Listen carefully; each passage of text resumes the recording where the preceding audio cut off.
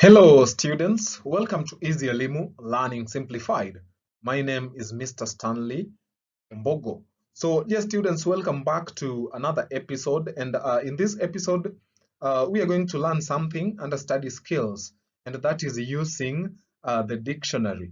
So first of all, I'm going to start by giving the definition of a dictionary, and later on we are going to look at uh, how to use a dictionary. That is how to look up a meaning of a word from the dictionary. So dear students, a dictionary is a book or electronic resource that lists words of a language, typically in alphabetical order, and gives their meaning. So apart from giving the meaning of the words, the dictionary also gives, the equivalent words in a different language, often also providing information about pronunciation, origin, and usage.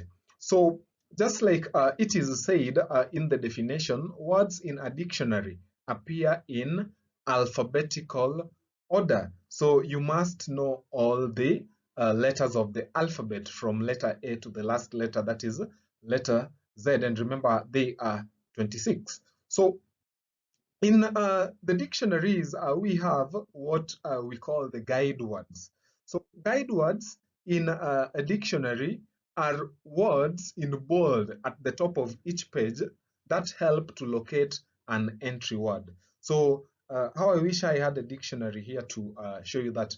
But if you look at, if you just open any page randomly, uh, you will realize that there are some words in bold at the top of each page. So those are what we call the guide words. So they help to locate an entry word. So we are also coming across another thing that is entry word. So we're also going to look at what entry words are. So the first guide word is the first word on the page. Then the second guide word is the last word on the page. Then the words listed in between the first and last guide words are in alphabetical order, beginning with the first guide word and ending with the last guide word on that page. On to the next thing, that is the entry words. Remember, we've just mentioned it when we were uh, defining the guide words, or when we're looking at what guide words are. So entry word is what we call the word that we are in search of. So here is what we can learn from an entry, that is from a dictionary entry. The first thing is the spelling of the word.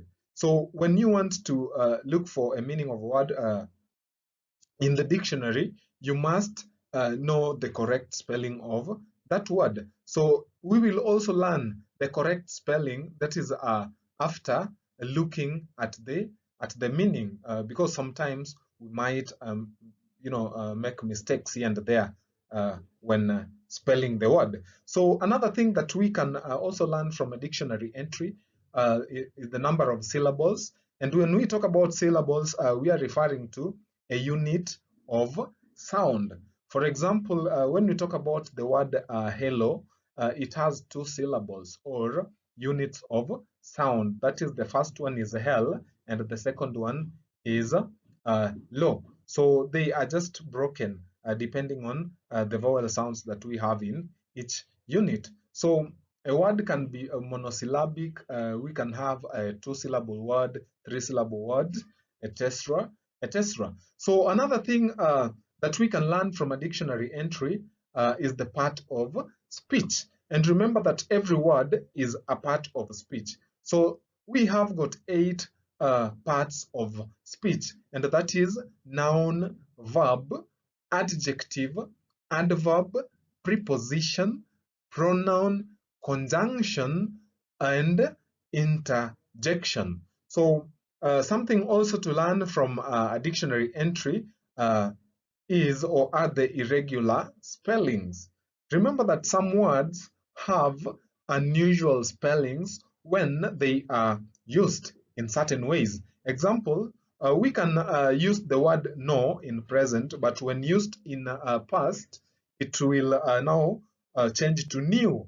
So looking at the two words, it is easy to note that the letter O changes to letter E when we are now using the word in its past tense. So the next thing that we also learn under the dictionary entry are the definitions. So talking about definitions, this is the meaning of the word. So there may be more than one meaning of a word. That is, if you look at the dictionary.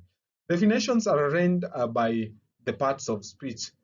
In most cases, you'll find a word, used as a noun, so it will be indicated there.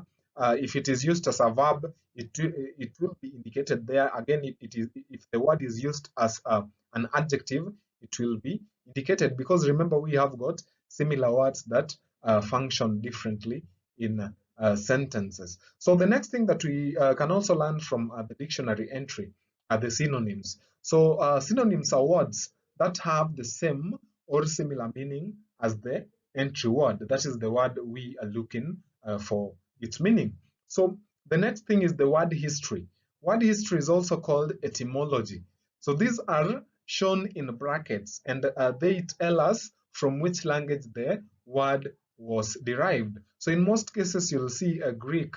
Most of the English words are derived from Greek, and and it will be indicated there in brackets. So we call that etymology, the word history.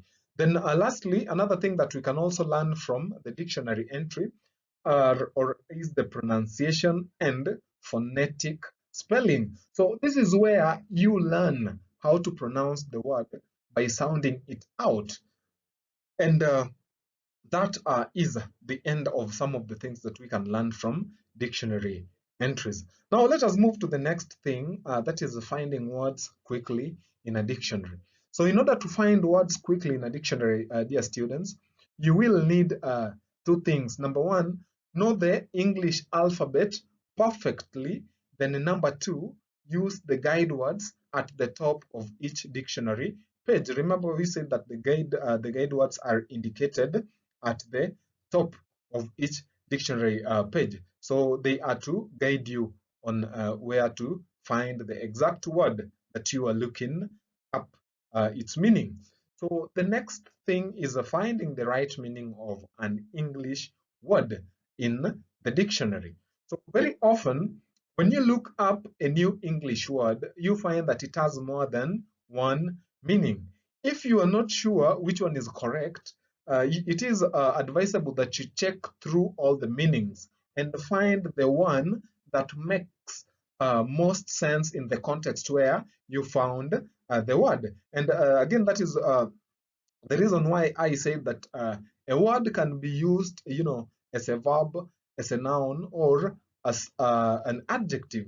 So it is important to understand the context where you found the word to help you, settle or choose the most correct word or meaning of the word.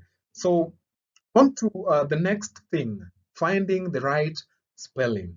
So another problem you may have is when you want to check your spelling, but you can't find the word you are looking for. So here is what to do when you come across, or when you encounter such. So if you are sure of the first few letters, just look down the page until you find the right spelling. So you can use your fingers to point at the words, or you can use either a pen or a ruler to point at the words. So ensure that you look down the page until you find the word with the right spelling. That is, if you're not sure of the spelling of a word. So the next thing that you can also do is that if you're not sure of the first few letters, try some other possibilities. And when trying some other possibilities, uh, we can talk about, for example, that some words start with an N sound and have P as their first letter. So if you can't find the word under N, then try looking in the P pages. For example, we have words like, psychology. So if you look at how psychology is spelled, you realize that it is starting with the letter P, and the letter P is is silent. So the first sound that that we hear from the pronunciation is letter S. So if you try looking up for the meaning of that word using letter S as your first letter, then you won't find the meaning of the word. So you must ensure that you must ensure that you know the correct spelling of words, and that you know some of the silent letters that we have in words. And again, something also to note is that there are some special sections in that is in the dictionary that talk about some foreign words and phrases, abbreviations, addresses of colleges or government offices, the population of cities, uh, and even the countries. So before we get to the end of this episode, here is a summary on some of the reasons for using a dictionary. So a dictionary is a very important tool for everyone who is learning a new language. With a good dictionary, you can do the following. So the first one, you can look up the meaning of an English word you see or hear. Next, you can find the English translation of a word in your language. The next thing is that you can check the spelling of a word. We can also use the dictionary to check the plural of a noun or past tense of a verb. The dictionary is also important when it comes to finding out other grammatical information about a word.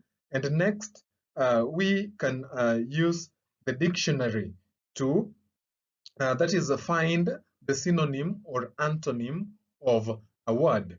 Next, we can use the dictionary to look up the collocations of a word, and we can also use the dictionary to check the part of speech of a word. Remember, we said that all words are parts of a speech. So next, we can use the dictionary to find out how to say a word, and the next one is that we can use the dictionary to find out about the register of a word. And lastly, using the dictionary helps when you want to find examples of the use of a word in a natural language.